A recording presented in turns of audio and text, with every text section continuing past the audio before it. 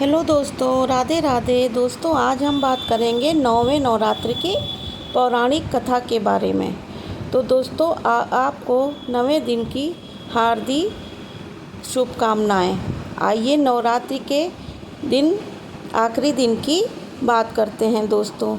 तो नवरात्रि की आखिरी दिन यानी नवमी को सिद्धरात्रि माँ की उपासना करने का विशेष महत्व है।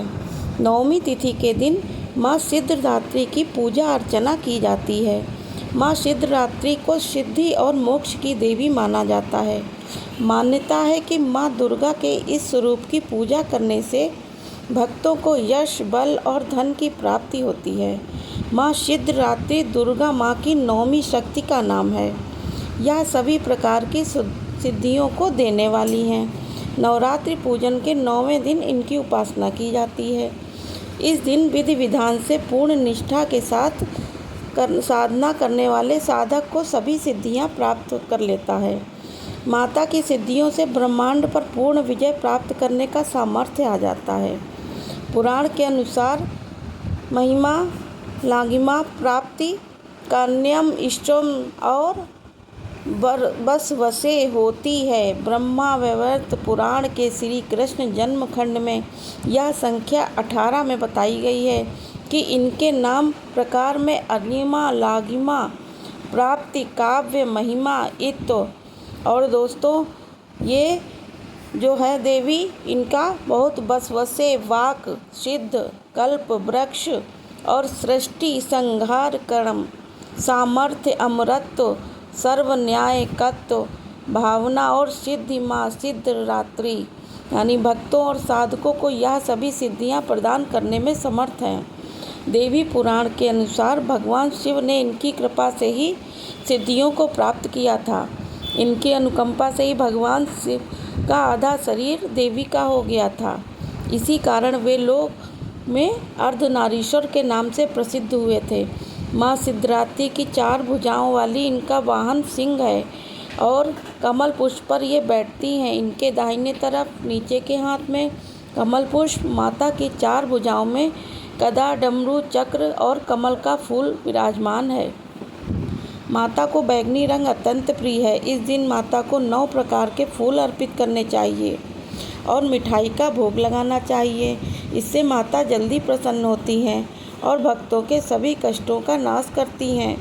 धार्मिक मान्यताओं के अनुसार 2 से 10 वर्ष तक की कन्याओं को माँ दुर्गा साक्षात वास करती हैं। इस तरह सिद्धरात्रि की पूजा अर्चना से माता जल्द प्रसन्न होती हैं और भक्तों की मनोकामना को पूर्ण करती हैं। प्रत्येक मनुष्य का यह कर्तव्य है कि सिद्धरात्रि की कृपा प्राप्त करके निरंतर प्रयत्न करें और उनकी आराधना की ओर अग्रसर रहें। इनकी कृपा से अत्यंत दुख रूप संसार से छूटकर मनुष्य मोक्ष को प्राप्त करता है। नव दुर्गा में सिद्धरात्रि का यह अंतिम रूप है। 8 दुर्गा में इनकी उपासना शास्त्रीय विधि विधान के अनुसार करते हुए भक्त दुर्गा पूजा के 9वें दिन इनकी उपासना करते हैं। माँ सिद्धरात्रि की कृपा पाकर भक्त के अंदर कोई कामना हो नहीं ऐसी बचती जिसे वो पूर्ण करना चाहे। सभी सांसारिक इच्छाओं और आवश्यकताओं से ऊपर उठकर मानसिक रूप से माँ भगवती के दिव्य लोकों में विचरण करता हुआ उसके कृपा रस का निरंतर पान करता हुआ विशेष भोग शून्य हो जाता है। माँ सिद्धरात्रि व्रत की कथा इसी प्रकार है दोस्तों कि भगवान शिव सिद्धरात्रि को घोर तपस्या कर रहे थे। उनकी तपस्या से माता सिद्धरात्रि प्रसन्न हो गई और उन्होंने भगवान शिव को 8 सिद्धियों की प्राप्ति का वरदान दिया। इस वरदान के फलस्वरूप भगवान शिव का आधा शरीर देवी के रूप में परिवर्तित हो गया। भगवान शिव अर्धनारीश्वर का नाम प्राप्त हुआ। शिव जी का यह रूप संपूर्ण ब्रह्मांड में पूजनीय है।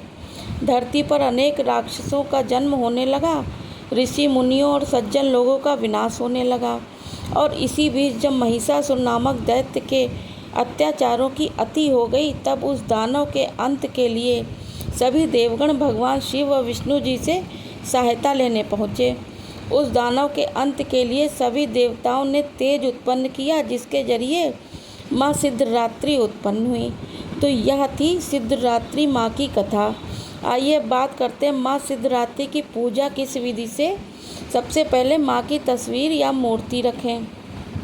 फिर माँ की आरती और हवन करें। हवन करते समय व्यक्ति को सभी देवी देवताओं की पूजा करनी चाहिए और माँ का नाम लेना चाहिए।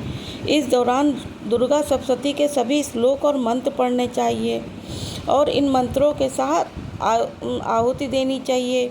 108 बार जप करना चाहिए।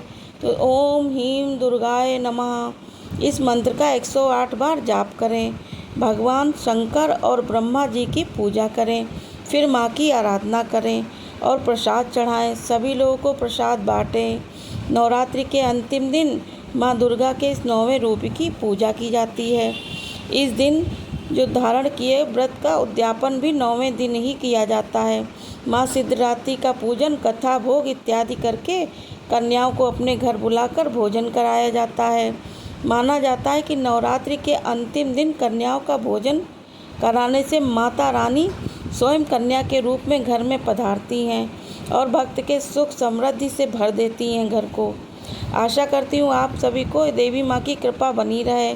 और आपको ये जानकारी कैसी लगी, ये कथा कैसी लगी, ज़रूर बताइएगा। चैनल को सब्सक्राइब करिएगा, वीडियो को लाइक करिएगा। Okay, bye bye.